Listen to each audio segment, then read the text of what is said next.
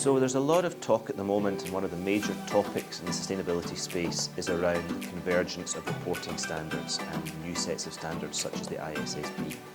And while that's all worthwhile and should help reporters now and in the future, it's always worth thinking about reporting being the end product of a lot of key activities that take place throughout the year, so that we're not just doing reporting for reporting's sake, that we actually provide meaningful reporting that is informative to a whole range of stakeholders.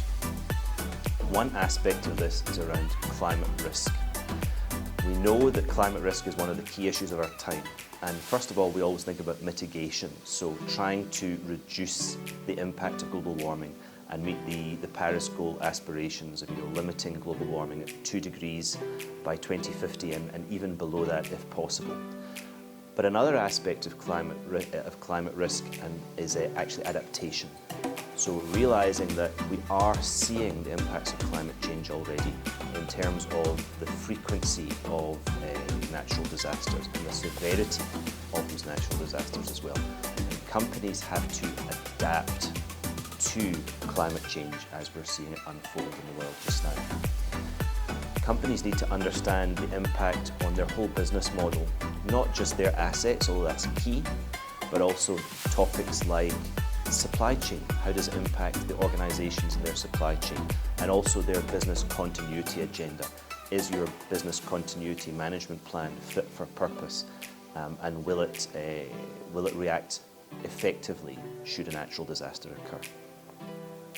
All of these considerations can be taken into account in a process called scenario analysis. So looking at the impact of climate change on your business across a range of time horizons and also different climate change scenarios. So if we manage to meet 2 degrees, or if we don't, we go to 2.5, 3, even 4 degrees.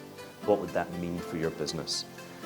That process, and it can be qualitative or quantitative, informs your TCFD reporting, specifically the strategy pillar, where there's some key aspects and key activities that need to be undertaken to be fully aligned with TCFD.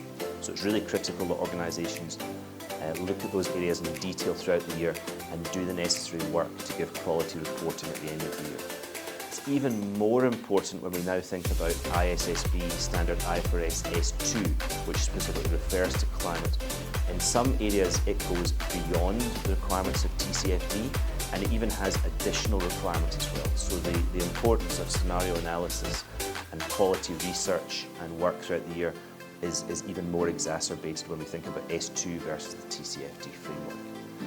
Now, at the end of the day, when we put out that report, if you have done the work throughout the year, understood your climate risk, how you intend to adapt to it, both now and over the medium and the long term, that will give quality information to your annual reporting suite, be it a sustainability report or a separate TCFD or climate report, that will add value to your stakeholders as they look at what you're presenting in order to make informed decisions for now and in the future.